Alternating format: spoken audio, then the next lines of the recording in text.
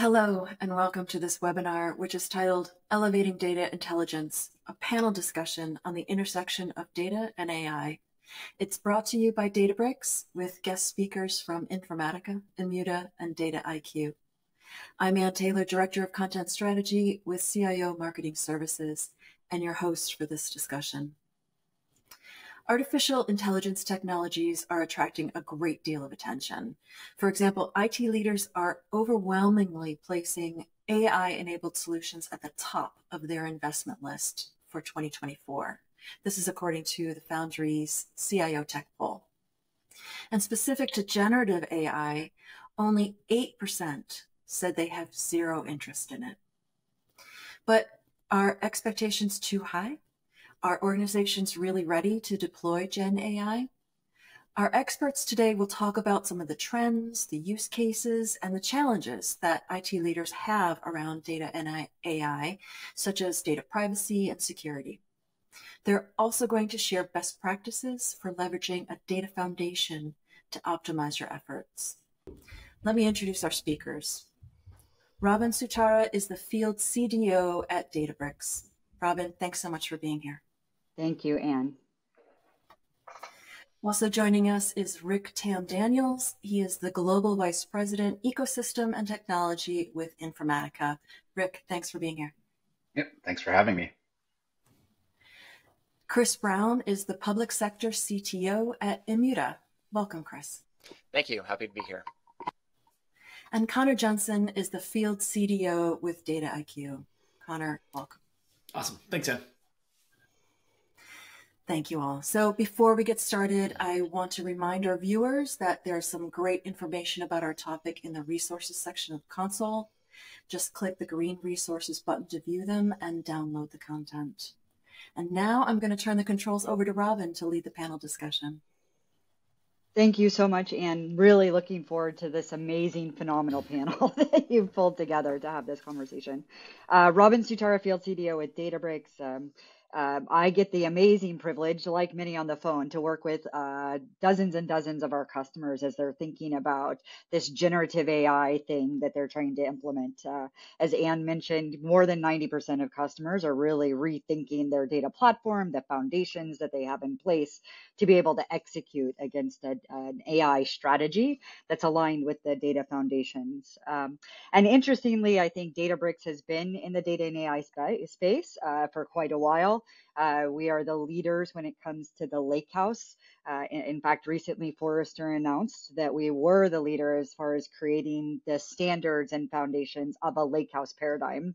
Last year, we made the announcement at our Data and AI Summit in June about the data intelligence platform, which we believe is the next category of platforms to be able to enable organizations to leverage data and AI. And many on the phone are our partners who are collaborating and working with us in that space to help our customers be successful across those aspects. And so from our perspective, I think there's two facets to data intelligence that we're going to sort of talk about today. I think the first is, how do you make sure intelligence is built into the platform? So how are we as technology providers making sure that we have AI integrated into the platforms to help our customers leverage the technology to the best of their capabilities? How do we make sure that it's helping with things like security, privacy, governance, policy controls, et cetera?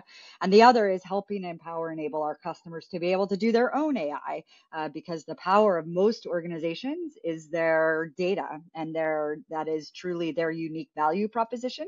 And so much of what we'll talk about today is, how do you leverage that power of your data in a data intelligence platform in a way that allows you to take advantage of all of the things that generative AI are creating.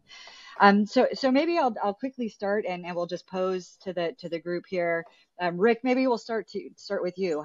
How are you thinking about data intelligence at Informatica? I know we collaborate on quite a few customers and sort of the scenarios, so we'd love to hear how Informatica is integrating data intelligence into your capabilities. Yeah, absolutely, Robin. And at Informatica, we like to talk about the idea that we have AI for data management and data management for AI, right? You need both sides of the coin from a data intelligence perspective. So we've been very focused on embedding AI in our cloud platforms for years now, right? In terms of kind of, let's call it traditional AI, right, versus generative AI. And we're adding in a lot of generative AI capabilities as well to help assist in accelerating the business of data management, simplifying how users interact with their data, how they prepare their data. But at the same time, when you look at creating a foundation with Databricks, with Informatica, with our intelligent data management cloud, you are looking at establishing a data foundation, right? And that becomes a critical component to enable really not just generative AI outcomes, but enterprise grade generative AI outcomes, where you need to create applications that integrate not just public data, not just public generative AI models, but actually your own enterprise data, your own first party data to drive those enterprise grade type applications. Chris, I know from your perspective, right, you're really focused on making sure the right person has the right access to the right data to be able to sort of run these models. How are you sort of seeing that ecosystem around data intelligence and sort of for your customers? Yeah, we're seeing people wanting to really get into generative AI for a number of different reasons, and actually even still combine it with traditional AI because there's still lots of benefits there. With Amuda, our focus is really on data security, right? And where we play a big role in kind of helping with some of the issues with generative AI or even traditional AI is all in that data security piece. So being able to find and understand where pieces of data that's sensitive within your ecosystem is, like whether it's on a Delta table or on an S3 bucket, and then be able to create the rules so that people can only gain access to that data, so that we're making sure that data scientists aren't putting proprietary information or PII data or PHI data into a generative model that could be released out for people to be able to then start putting prompts against, and that data starts leaking out. So that's one of the key aspects for all of our customers, is ensuring that these models are secured up and that, they're not going to be leaking out any type of sensitive information, whether that's kind of business data or just personal information. Yeah, it's so interesting. I think when ChatGPT first came out, one of the first, I think, headlines that we all saw was the Samsung, right, case where they essentially put trade secrets into ChatGPT and then said, "Oh my goodness, we've lost our intellectual property rights." So I think I think every organization absolutely is concerned about that. Connor, from your perspective, what are you seeing from Dataiku? The area that we sort of see the challenge the most is really in that last mile of getting the data put together, getting the security on top of it, but that, there's too few people in the organization that can actually fully utilize this data. And I think, the way that Rick put it around that sort of the, AI for data management and data manager for AI, right? That's I think that the missing gap in this, data intelligence space is there's so much good data in these platforms that so few people have the skill set to actually access and be able to use. And so that's where we really sort of try to focus is how do you bring everybody to the data where you're not pulling data out and sort of pushing it into, desktop systems and things like that, where everything is, you don't get the governance, you don't have the security that, the platforms like Immuta provide, but then also bringing people without saying, oh, you want to work with this data? Well, go learn SQL or go learn Python. And now you can come and you can work with all the data.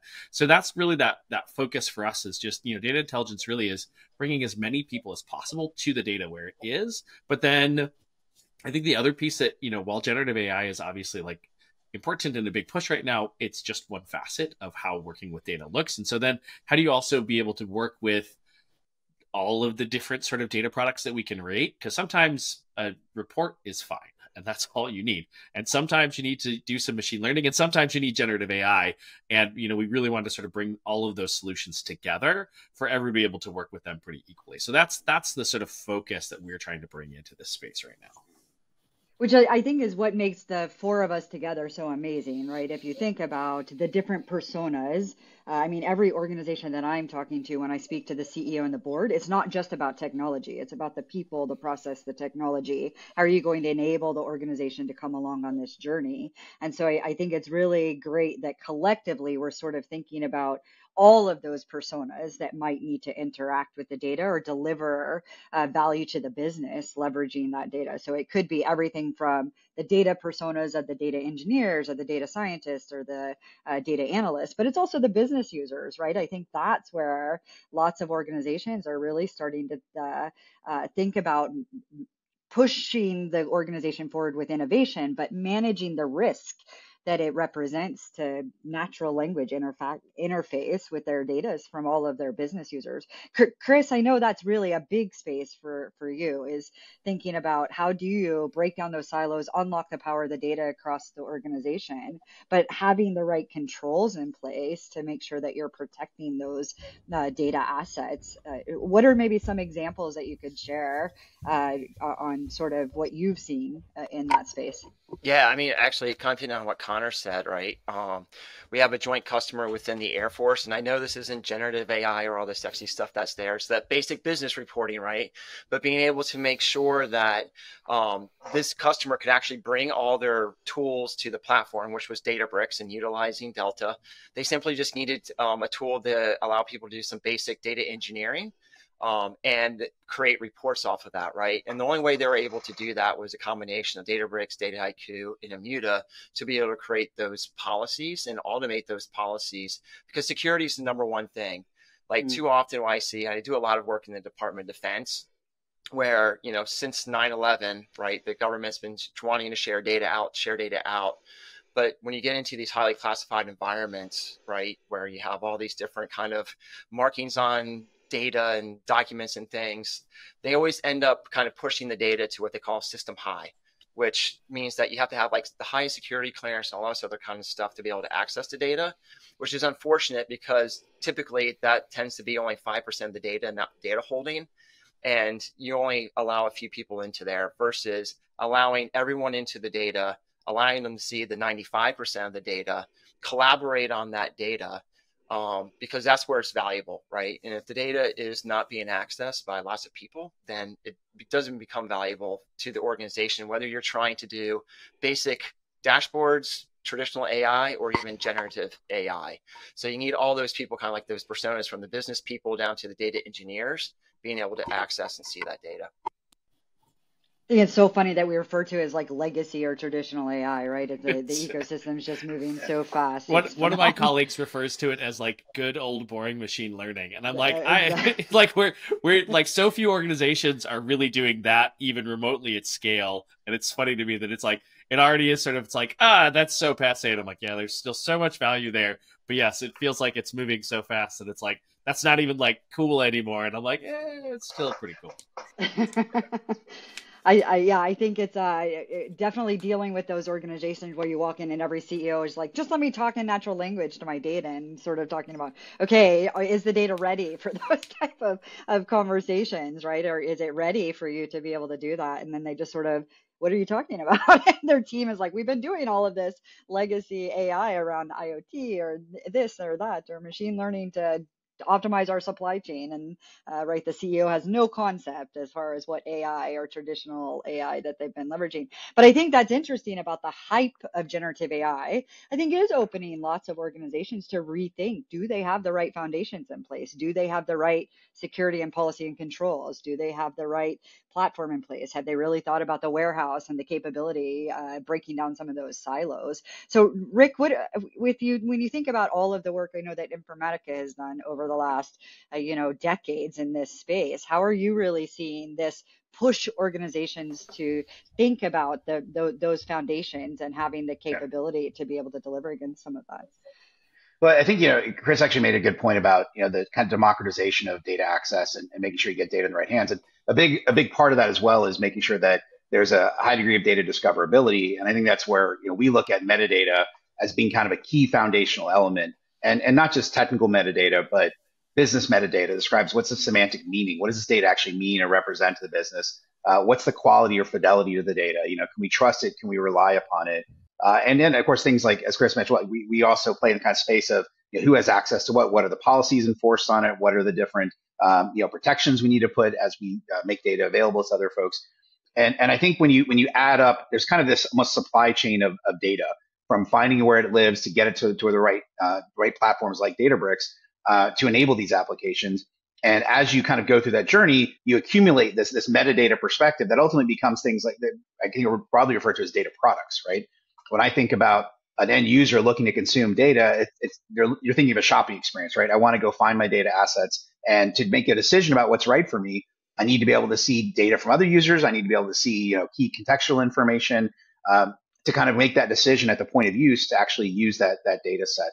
And we also see that, I think in the generative AI space, that metadata is also absolutely critical to understand how am I going to integrate my different data assets with the large language models, with that public database model that that kind of natural language and the inferencing interfaces, and how do I put the right data into that so that my generative AI applications also benefit from a trusted data foundation, right? I think garbage in, garbage out, something we talked about for years and years in all kinds of contexts, but I think it absolutely applies in Gen AI and can actually create more dramatic outcomes if it's not done correctly or in a negative sense, right? If folks don't have the right data foundation. Well, I think for us, that's the super interesting part, right? When we made the announcement of the acquisition of Mosaic ML last year, it was really about how do we leverage that to allow customers to create their own models on their own data and own that IP, leveraging the platform. But the other thing that we talked about that the team made significant progress, in my opinion, was integrating it into the platform, because that metadata has always been, right? The labeling and categorization of your data has always been a limiting factor for many, many organizations on the amount of manual work it would take to even get to that metadata labeling sort of done. And so, for us, we've leveraged generative AI in the platform to start automating some of those tasks where a person can then validate the column and label or column and row labeling to be able to say, is this metadata that we've extracted based on your business semantics accurate, right? And sort of calling it the intelligence engine that's part of the data intelligence platform. So I think, Rick, you're absolutely right that those foundations need to be in place, but it's interesting to see what is generative AI unlocking in technology with the power to be able to mitigate some of those limits that we've had in creating those foundations in the very first place. I think, Connor, you're nodding. I know you've probably seen this quite a bit across Dataiku. What are you seeing? Well, and it's funny, and just even my own personal perspective, when I sort of think about, you talked early on, Robin, around this sort of like, how are we using generative AI to make data more accessible and make the platforms more powerful, and then obviously how we're using our platforms to leverage Gen AI. That first one is huge to me, because especially when I think about some of the potential that we still really haven't tapped into, it's like we have some of the code assist stuff and some of the things that are helping to make some of the more technical users able to work a little bit faster. But this is maybe sacrilegious to say from a data scientist, but I hate coding, and I always have. And it's just like not my bag. I'm a mathematician. Like that's sort of my background, and that's where I came from. So like that's the exciting part, is the solving the problems to me. Like the coding is just a necessary evil. And so like, to me, like some of those, the possibilities of leveraging LLMs to automate away some of the data management, away building some of the data pipelines and things like that. And maybe not necessarily, I'm always skeptical of like how good a result will be. And so, obviously we need the right sort of guardrails and people who can look at what the LLM did or what the model did. But there's so much more potential out there.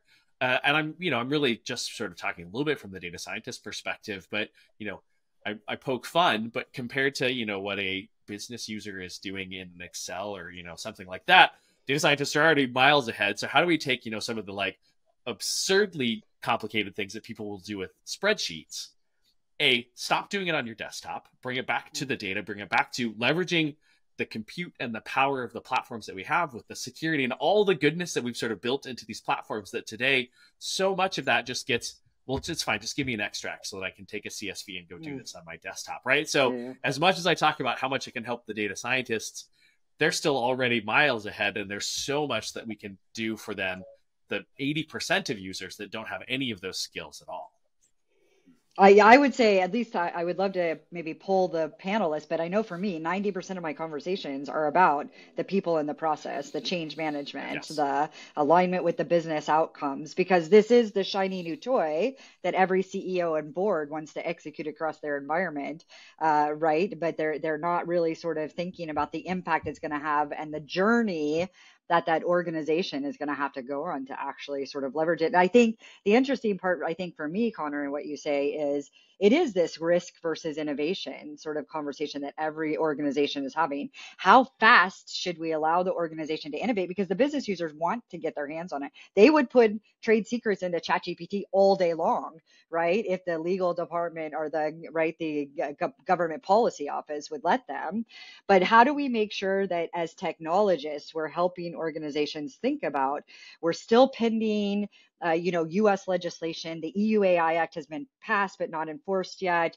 States are trying to now intervene, missing U.S. regulate. Sorry for the international audience. Maybe I'll just give a little bit of context. But U.S. legislation is still pending. So we have state legislation passing. In fact, I was on a panel with state of Virginia last week where he was saying they've already passed AI legislation at the state level to manage. So now all of these poor organizations want to push forward. If you're a global organization, you're having to take into account all the regulation and legislation that you may not be aware of yet, that really is talking about end-to-end lineage. Do you understand the data? Do you understand where it came from? Who had access to it? What transformations happened to it? What model did it feed into? What products did it come out of? And so how are we as the technologists being able to provide this capability to our customers? How can we support some of those conversations? I mean, Chris, maybe I'll start with you since you guys have a pretty good handle on, in history here. Yeah, I mean, for me, like a lot of this comes down to both data governance and AI governance, right? Yeah, there's a lot of stuff we can do with, the models and things like that, but there are still a lot of issues that we haven't gotten past, right?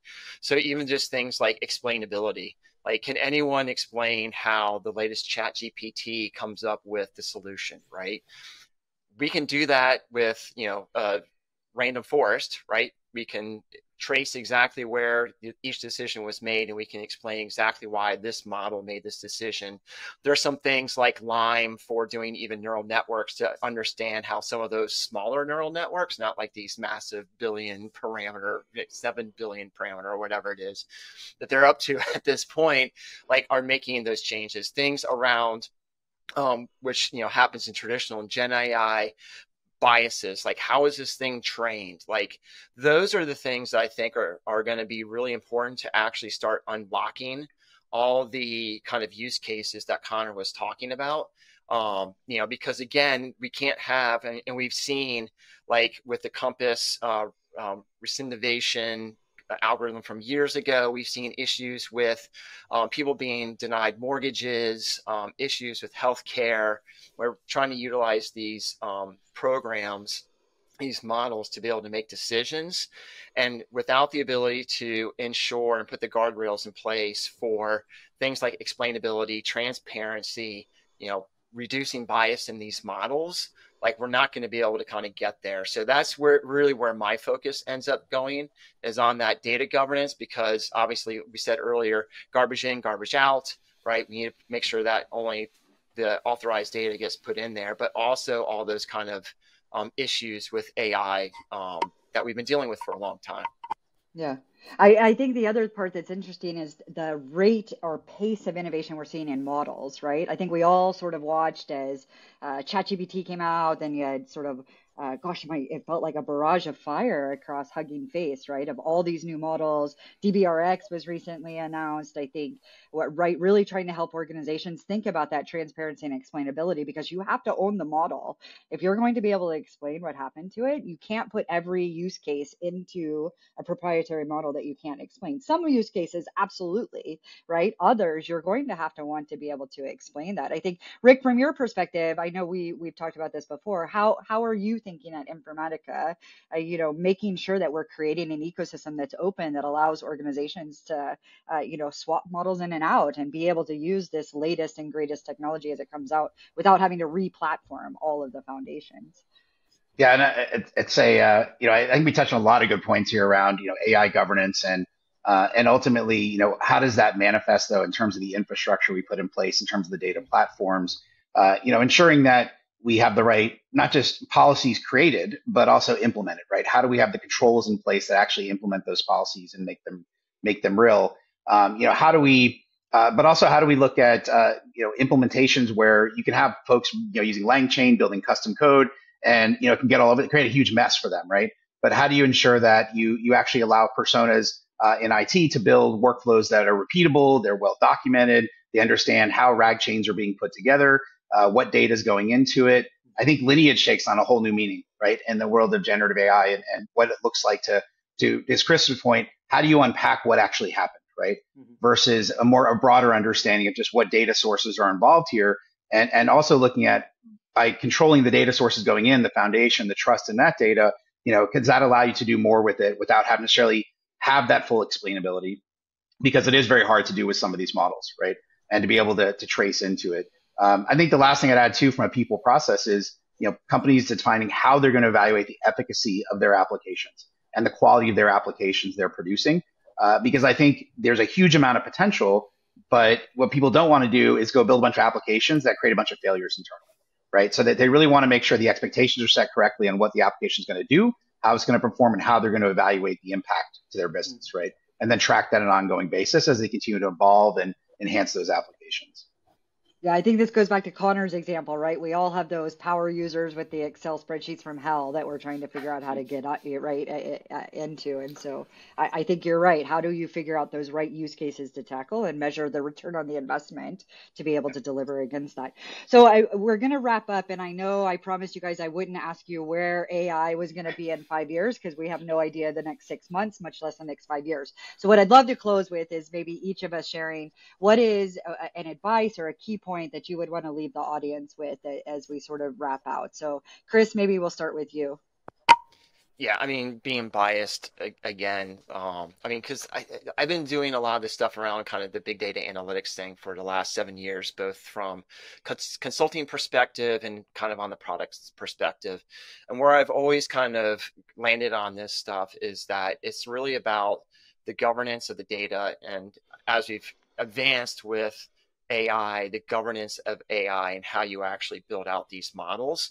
So again, ensuring that you're bringing in tools like Informatica to do the data quality, the cataloging, and things of that nature, bringing us in to do all the security stuff to make sure that you're, only giving the authorized data, right? And building out those guardrails. Like one of the things that we do that's interesting is we create a purpose-based control, which is like a data use agreement, right? And so you can actually build out these agreements, only give access to data that the data scientist is going to create, like a Google model card, going to publish out like their test train data, going to give you all the metrics, like understand exactly what they did to do this, to publish it out, is one of the key places to really start and think about. Super. Connor? We need to be really focused on educating people how to think about, evaluate like am I cool with the data that went into this? But then, does this result make sense, right? And I think that sometimes people just too often either, hey, it's all garbage because I don't trust the AI at all, or everything the AI says is gospel. And like neither of those are okay. Right? Like the models are sometimes good and sometimes bad, and teaching people how to sort of really critically evaluate the output that's coming out of that model, but then having a process that sort of says, hey, this is something that is, you're using this data to make a small decision for your team, like have at it, right? The stakes are low. So, there's no sensitive data that you're using here. There's not a big deal versus, oh, this is super sensitive data and you're using it to, make a decision about $1 billion, business segment or something like that. Like that should have some like really strict processes around sort of that. And so it's that upfront, making it as easy as possible, but on the back end, like being really clear and sort of making sure people know the dangers of what they're working with, but that we've got processes in place to sort of differentiate stuff that can just happen so that we're making it easier for people, and then things that have good guardrails where they need to be. Super, absolutely. People, process, platform, yeah, every hasn't day. Changed. Rick. Yeah, I think, well, to echo a number of the points that were made earlier, I do think more broadly, though, that generative AI is, on the consumer side, certainly here to stay, right?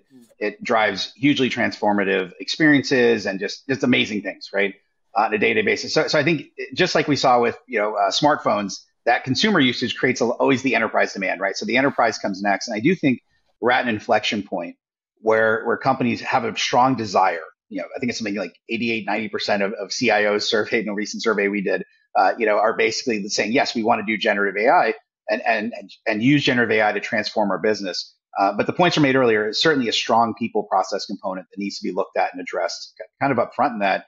But the other big piece is that data foundation. And we have this tagline we use that says, everyone's ready for AI except your data, right? And that has perennially been a challenge for analytics. And now in the generative AI world, is companies really still don't have a great handle on all their data assets, right? So there's still a tremendous need to put in data intelligence-driven platforms, metadata-driven platforms that allow them to harness all their data, ensure they can transform that data and create that fundamental trusted data foundation that then they can start saying, okay, now we've got our people process, we've got our data ready. Now we can start really implementing and iterating and experimenting with generative AI and creating some amazing applications. You can imagine, a company's doing, their supply chain analysts, right? And they're looking at different data, trying to identify new suppliers. They may be looking at public data, but they're also looking at their internal data of what kind of products they need, what's out of stock, what's in stock. Being able to bring those together into a natural language type experience and conversation with their data environment to make decisions on sourcing, for example, can be hugely transformative. But it only works if the supply chain data is accurate, right, behind the scenes. So again, I think it's all about that. They go hand in hand. It's true in the analytics world. It's true in the Gen AI world. It is about marrying up people process, adopting something very, very new and transformative, but making sure your data is ready to drive that. Absolutely. And then I think the one that I would say would be build for the future, but don't wait for the future, right? Too many organizations, I think, are just sitting to wait and see what happens. In my opinion, you'll be left behind by the competition, right? You will be, every organization is not going to wait. However, you don't want to constantly think about, creating new products and tools and platforms and technologies that require you to re-educate, re-enable your people every time something new is coming as fast as the space is moving. So think about these, open collaborative ecosystems that exist like Databricks, Informatica, Immuta, and Dataiku together really help you empower your organization to not have to rebuild every time the technology continues to evolve so that you can deliver value for your consumers and citizens today. And with that, thank you so much. And I'm going to go ahead and hand it back to Anne. Robin, thanks so much for leading such a great discussion around data and AI. Each of you offered such positive and thoughtful considerations, real world considerations around what you need to do to get these off the ground. And I loved your closing statement, just get moving. First, I want to thank Databricks for making this webinar possible. And obviously, thanks to each of our experts for sharing your time and your insights around data intelligence. Robin Sutara at Databricks, Rick Tam Daniels with Informatica, Chris Brown at Immuta, Connor Jensen with Dataiku. And thanks to our audience. You make it possible. I recommend that you look at the additional resources that are available in the console. For example, there's a link there to get more information about the Data Plus AI Summit, which has over 500 sessions from researchers, experts, and open source contributors. The topics there are going to cover everything from data warehousing to the latest developments in Gen AI. On behalf of CIO and Databricks, I'm Ann Taylor saying thanks for watching.